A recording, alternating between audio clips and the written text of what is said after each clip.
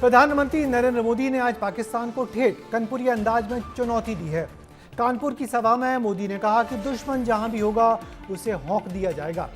इस सभा में मोदी पहलगाम हमले में मारे गए शुभम द्विवेदी को याद करना भी नहीं भूले। उन्होंने वायदा किया कि ऑपरेशन सिंदूर अभी जारी है, आतंकियों को बख्शा नहीं जाएगा। मोदी ने अपने व्यस्त समय में से शुभम द्विवेदी के माता पिता और पत्नी से मुलाकात की। शुभम की पत्नी ऐश्वर्या ने मोदी को बताया कि ये आतंकी हिंदू मुसलमान एकता को टारगेट करने के लिए आए थे। मोदी ने इस बात पर सहमति भी जताई। पीएम मोदी के कानपुर दौरे में और क्या क्या हुआ, देखिए हमारी इस रिपोर्ट में। धर्म पूछकर माथे पर गोली मारी थी। पहलगाम में आतंकवादियों ने सबसे पहली गोली शुभम द्विवेदी के माथे पर दागी। पत्नी की आंखों के सामने उसका सिंदूर उजड़ा था। शादी को बस 68 दिन बीते थे। वो खौफनाक मंजर न शुभम की पत्नी भूली, न उसके पिता और न ही देश के प्रधानमंत्री।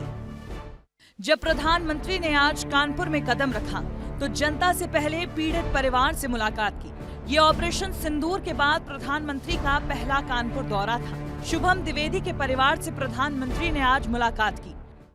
मृतक शुभम के परिवार से प्रधानमंत्री की करीब 8 से 10 मिनट की मुलाकात हुई। इस दौरान शुभम की पत्नी, माता पिता सभी मौजूद थे।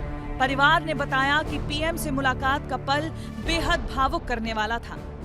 उन्होंने सबसे पहले ये बोला कि लड़ाई लंबी है और अभी चलेगी। उन्होंने पूछा वहाँ पे क्या कैसे हुआ था। इवन मेरे 1-2 ओपिनियंस थे, वो भी उन्होंने पूरा सुना कि मैं क्या कहना चाहती हूँ।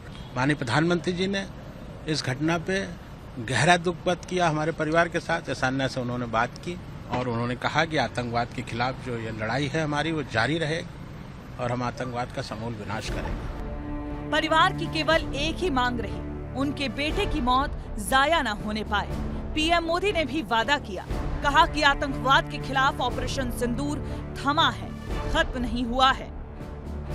हमारे कानपुर के बेटे शुभम द्विवेदी ने भी इस बर्बरता का वो शिकार हुए और हमारी सेना ने ऐसा पराक्रम किया कि पाकिस्तानी सेना को गिड़गिड़ाकर युद्ध रोकने की मांग करने पर मजबूर होना पड़ा। मंच से मृतक शुभम का जिक्र और उनकी पत्नी का नाम लेना, ये प्रधानमंत्री के संवेदनशील व्यक्तित्व का परिचय है। कानपुर में एक तरफ प्रधानमंत्री का भावुक रूप देखने को मिला तो दूसरी तरफ कनपुरिया अंदाज में आतंकवादियों को चेतावनी भी सुनाई दी। कानपुर का मंच था, जनता से सीधा कनेक्ट करना था, तो प्रधानमंत्री ने कनपुरिया अंदाज अपनाया। पहलगाम आतंकी हमले के बाद पहली बार कानपुर पहुंचे तो पीएम मोदी ने कानपुर की जनता को संबोधित करते हुए कनपुरिया अंदाज में दुश्मनों को चेतावनी दे दी। अगर मैं सीधी कानपुरिया में कहूं तो दुश्मन कहीं भी हो हौंक दिया जाएगा। इतना सुनते ही कानपुर की जनता चहक उठी, तालियां बजने लगी। दरअसल ये प्रधानमंत्री का लोकल जनता से जुड़ने का अंदाज है। कानपुर में प्रधानमंत्री का दौरा वैसे तो 24 अप्रैल को होना था, लेकिन 22 अप्रैल को हुए पहलगाम आतंकी हमले के कारण उनका दौरा रद्द हुआ। लेकिन 1 महीने के अंदर सरकार और सेना ने भी खूब जवाब दिया। पाकिस्तान की धरती पर बैठे आतंक के आकाओं को साफ साफ संदेश दिया गया कि कानपुर का शुभम अकेला नहीं था। भारत हर लाल की शहादत का हिसाब करता है। ब्यूरो रिपोर्ट, विस्तार न्यूज।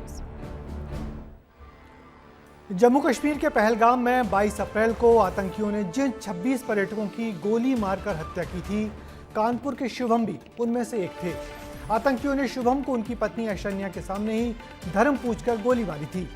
शुभम की पत्नी ऐश्वर्या ने पति को शहीद का दर्जा देने की मांग की है और कहा है कि उनकी पति की शहादत अब बेकार न जाए।